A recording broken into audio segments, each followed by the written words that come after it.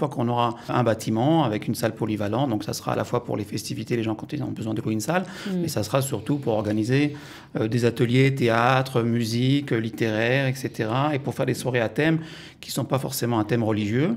Et donc c'est ça le but de ce centre, qui est un centre à la fois avec, au niveau dimension religieuse, la Torah, ce qu'on appelle la Torah d'Eretz Israël. C'est une synagogue qui doit contenir 840 places, donc c'est quelque chose d'énorme. La synagogue Emouna, vous connaissez forcément, vous connaissez aussi le Rav Ben Ishai qui officie dans ce bel endroit, cette vieille communauté de Jérusalem. Eh bien, nous avons le plaisir aujourd'hui de vous présenter son président. Il s'appelle Daniel Rouski, c'est le nouveau président. Je crois que vous avez été élu il y a à peine un mois, donc Mazal Tov et bienvenue. Merci beaucoup. Voilà, donc vous êtes là pour nous parler de cette synagogue, de ce centre communautaire franco-israélien. On peut dire ça comme ça aujourd'hui, voilà. Parce que c'est un projet, on va dire un gros projet qui vous tient à cœur et que vous aimeriez, on va dire, faire avancer au maximum de ses potentialités. Effectivement, donc le Rav Ben Ishai m'a demandé de prendre la présidence de cette association. Il faut déjà dire que c'est une association, parce qu'il y a beaucoup de synagogues qui parfois appartiennent à une famille et les gens n'ont pas forcément de possibilité d'agir. Or là, tout le monde peut agir. On a dit hors coulisses que j'étais ashkénaze, pourtant c'est une communauté séfarade. Le but, c'est en fait de construire pas qu'une synagogue. Le but, c'est de construire ce qui va s'appeler l'espace franco-israélien de Jérusalem, avec beaucoup d'activités. Donc on voit une très jolie photo derrière vous. Voilà. Vue d'en haut, on a l'impression que c'est terminé. Vue d'en haut, c'est terminé, puisque le gros œuvre est terminé. Mais peut-être si on verra d'autres photos, on verra que l'intérieur n'est pas terminé. Et que c'est pour ça qu'on a lancé d'ailleurs une campagne cette semaine, une campagne à l'eau avec la France. Pour essayer de faire pour essayer de terminer ce bâtiment, parce qu'on est tout proche. En quelques mois, on peut terminer, si on a l'argent, en quelques mois, on peut terminer ce bâtiment. Bon, alors on sait que vous êtes situé dans un lieu, on va dire, stratégique pour les francophones, dans le quartier de Baka, où les familles françaises sont très nombreuses. Pas que d'ailleurs, hein, c'est assez mélangé, il y a aussi beaucoup d'Américains. Est-ce qu'il y a un réel besoin? Parce qu'on dit toujours que Baka, c'est un quartier où il y a une synagogue au mètre carré. C'est vrai qu'il y a plusieurs synagogues, mais comme je l'ai dit, premièrement, cet espace n'est pas que pour le quartier, mais pour tout Jérusalem. Le but est de faire quelque chose qui n'est pas juste un lieu de prière, mais un centre où les gens viennent toute la semaine. Par exemple, quand on a fait Shavuot, on a fait en partenariat avec le Chok Beno Gross. C'était blindé à craquer toute la nuit. On a eu des intervenants en français. Il y avait peut-être 300 personnes dans la salle. Okay, donc les gens savent que quand ils ont besoin d'organiser quelque chose, ils font souvent appel à nous. Donc là, on a plusieurs activités dans les semaines à venir. On va faire la semaine prochaine, on va retransmettre un film sur un soldat, Nathan Fitoussi, qui est mort il n'y a pas longtemps. Vous avez été très actif aussi pendant la guerre. Voilà. Et vous continuez de l'être d'ailleurs. On est très actif pendant la guerre, puisque donc tous les dimanches, d'ailleurs, j'appelle à ceux qui veulent être bénévoles avec nous. On prépare des repas, à peu près 200-300 repas pour des soldats. On les amène dans les bases le lundi, à la frontière avec Gaza, à la frontière nord, Yehuda et Shomron. Cette semaine, on était donc à l'hôpital Ichilov à Tel Aviv, dans le service des grands blessés de réhabilitation, pour essayer de réjouir les soldats. Donc on appelle aussi tous ceux qui sont prêts à venir nous rejoindre. Donc on peut aider au niveau logistique, on peut mettre la main à la pâte, on peut mettre la main à la pâte pour faire plein manger. De choses. On peut aider financièrement, parce que ce qu'on donne aux deux soldats, c'est pas des chips, etc. C'est du saumon, c'est des fromages, c'est des choses qui coûtent cher, c'est des vrais repas pour les réjouir. Donc c'est vraiment dans l'ADN d'Emouna d'être plus qu'une synagogue, plus qu'un lieu de prière, c'est vraiment un centre où on vit, quoi. Voilà, c'est ça tout le but, c'est pour ça que j'ai pris la présidence. C'est vrai qu'il y a d'un côté le côté synagogue. Il y aura une très très belle synagogue où les gens voudront faire chez nous des bar mitzvot, peut-être des mariages, parce que c'est vrai qu'en Israël les gens ne font pas des mariages dans les synagogues, mais peut-être ça viendra. On peut faire beaucoup de choses dans cette synagogue et ça sera quelque chose de magnifique. Vous verrez les images.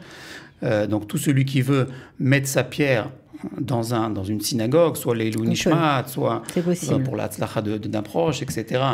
C'est possible, et c'est un bâtiment qui doit appartenir, comme on l'a dit, c'est pas un appartement, c'est pas une synagogue qui appartient à une famille. Moi, aujourd'hui, je suis le président, demain, c'est quelqu'un d'autre. Tout le monde a la possibilité d'agir. Donc, c'est un vrai bâtiment communautaire.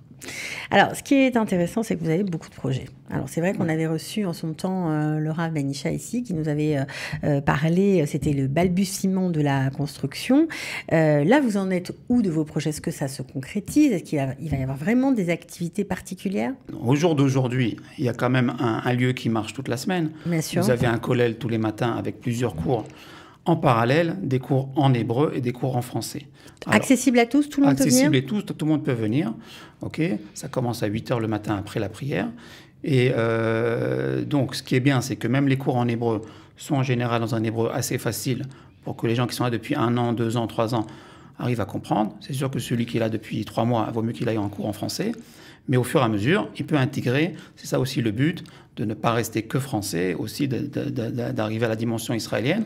Donc c'est tout ce but. Au début, d'ailleurs, on avait pensé à appeler ce centre l'espace francophone de Jérusalem, et puis après on a dit non, il faut l'appeler l'espace franco-israélien, parce que bon, le but aussi c'est d'intégrer la société israélienne. Alors un ulpan, j'imagine, sera prévu pour tous ces gens qui se préparent à faire l'Aliyah? Voilà, donc dans les ulpans, en général, il y a des gens qui viennent de tous les pays. C'est aussi sympathique de rencontrer des gens de différents pays, mais là, on va essayer de faire un ulpan plus spécialisé pour les francophones.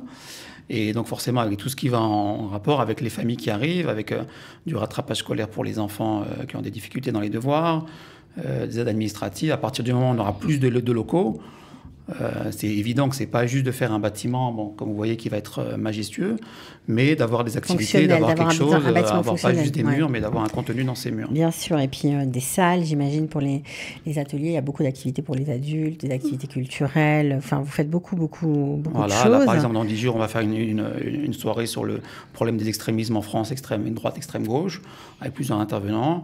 Donc, on essaie déjà d'organiser pas mal de choses avant d'avoir le bâtiment, mais c'est sûr qu'une fois qu'on aura un bâtiment avec une salle polyvalente, donc ça sera à la fois pour les festivités, les gens quand ils ont besoin de louer une salle, mais ça sera surtout pour organiser des ateliers, théâtre, musique, littéraire, etc. et pour faire des soirées à thème qui ne sont pas forcément un thème religieux.